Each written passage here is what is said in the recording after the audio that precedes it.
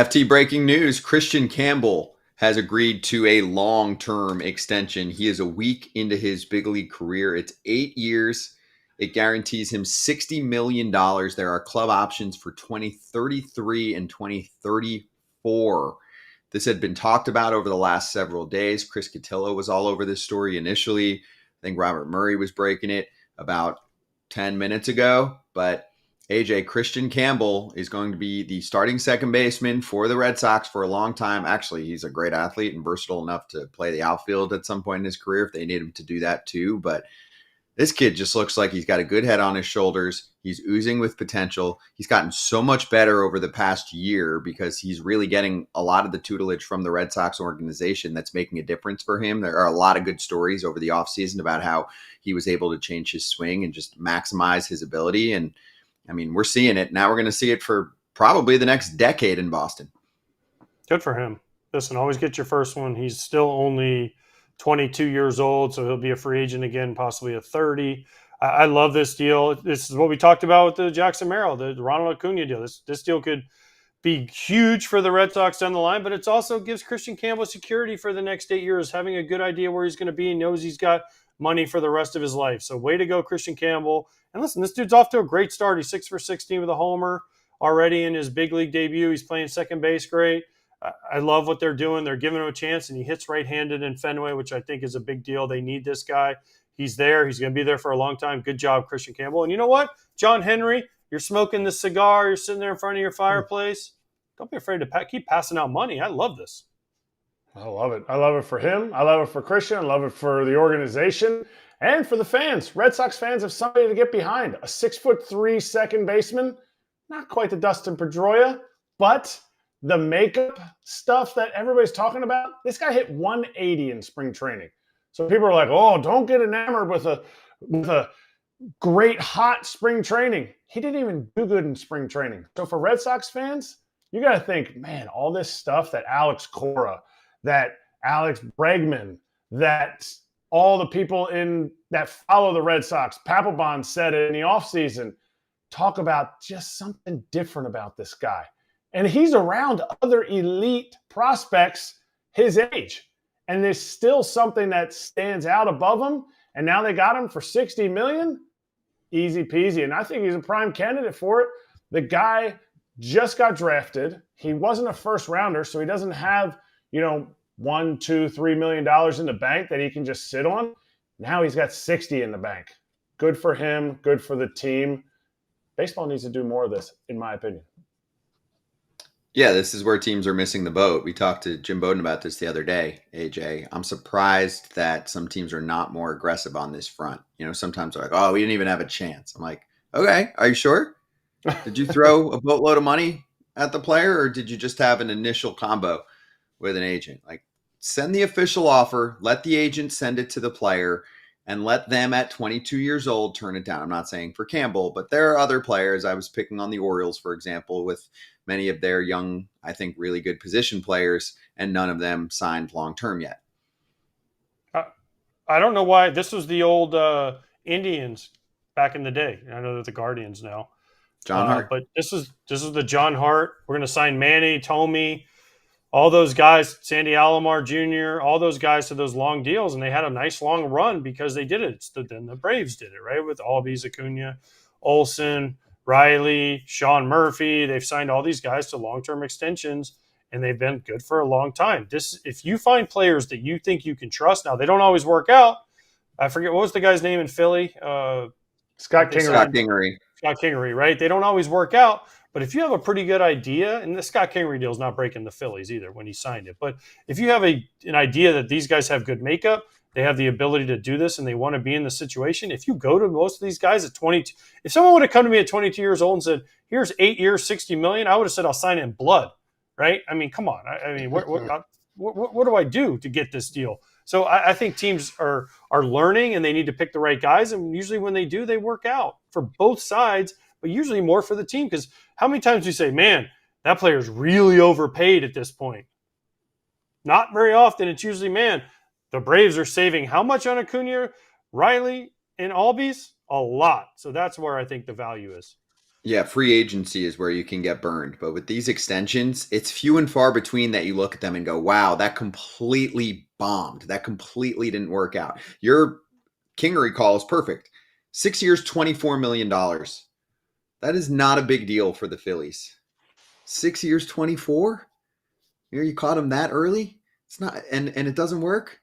Oh well, not a big deal for them. It's not. In baseball terminology, for a big market team like that, for any team, it does not matter. That does not make a dent. So yeah, What was the I guy's name encourage for more the of the Phillies. Reds?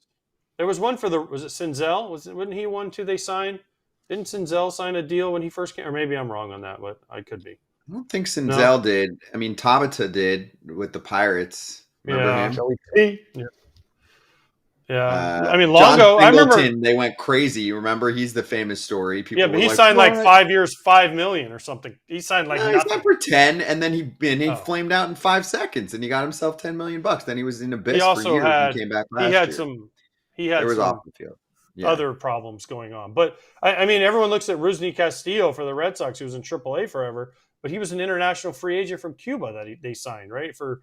He was yeah. making how much? I mean, Alan They're not Craig allowed to signed do for that one. anymore. I mean, there are some, but I mean, listen, most of these work out for the team and the player. Yeah, 7 years, 72 and a half, largest ever at the time by an international free agent for Rusney Castillo, which was more than the 6 years, 68 that Jose Abreu got. Whew, Jose Abreu was a steal for a while. But yeah, Castillo didn't work out. I think Castillo was under 25. I got to look back to that. But, It you was can't his do that was anymore internationally. Like Yohan Moncada, who got a ton of money with the bonus. Actually, no, Castillo was age eligible, so you could still do it. But Yohan Moncada, for example, got the big signing bonus. Then the Red Sox flipped him for sale. You can't do that anymore. You can't. That's why Roki Sasaki only got what he got. Shohei Ohtani only got what he got. You can't sign guys internationally for as much money anymore until they hit a certain age. Rusney got helped by Yasiel Puig mania out in L.A. Puig came over, and then Rusney. People were talking about him as he was going to be better than Puig. Issue was I played against him a lot in AAA. The size comparison was not even close. Puig was an NFL running back. Rusney was more like a cornerback. He was Yeah. a smaller guy, but hey, I think he was Paul Tuckett back to back to back Paul Tuckett MVP. So the man went down there and he hit. So, it never seemed like he grumbled. Playing against him, he always smelled so delicious. Ah, so much good cologne up there. You can get that with $72 million. Michael B in our that works for us had a great point. Who else would we like to see extended? He said, well, Langford with the Rangers would be one, but who are some other younger-ish stars that were just here? Merrill's already gotten it. I guess Skeens would be the one, and then the Orioles guys, Gunnar and Adley. But it's almost to the point where it's too late for them now. But Skeens, I guess, would be the one, even though I don't see him signing anytime soon. But who else? Late. I mean, Langford was a good one. Dylan Cruz. Yeah, James Wood maybe, but it might be too late for him too. Tigers Too late going already with for Jackson Wood? Job. Yeah, Job's James good. Wood. That Oppo Taco he hit the other day, that like righties are like feeling good when they hit it where he hit it left-handed though. That was nice. To me, you get like a Jackson Job. The Tigers have not had success with their young guys that are supposed to be elite prospect pitchers getting hurt. So, you know what? Maybe they don't do it, but I think he's built differently than other guys. I think his command and the way he throws the ball is different, but I'm not a doctor. Cam Smith was a good one. Cam Smith was a good one from Bourbon and baseball. Mm-hmm. That was a good one. For the I mean, Astros. Yeah, you got to catch him early on. Ellie, but again, Ellie's like at the point where it's almost too late. Like unless you go crazy like they did with Jackson Merrill, right? Where the 9 years that much. Look at the difference, right?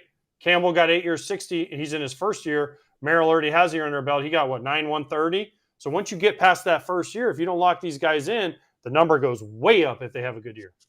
I got one. Vladdy Jr. Are we rewinding back to 2020? Like that's That was the last time they had a chance to sign him to a team friendly. And Ellie, I think, is in the Tatis range now. What did Tatis get? Like 325? In the mid threes. Yeah, he's got to be at least in that range now. That's where Ellie's at now. He's way past Jackson Merill. 14,340 was the extension. Age 22 season in 2021. He signed it right before spring training started. It was the third largest deal in big league history in general. Obviously, there's so many years on the back end where he really starts to get a lot of the cash.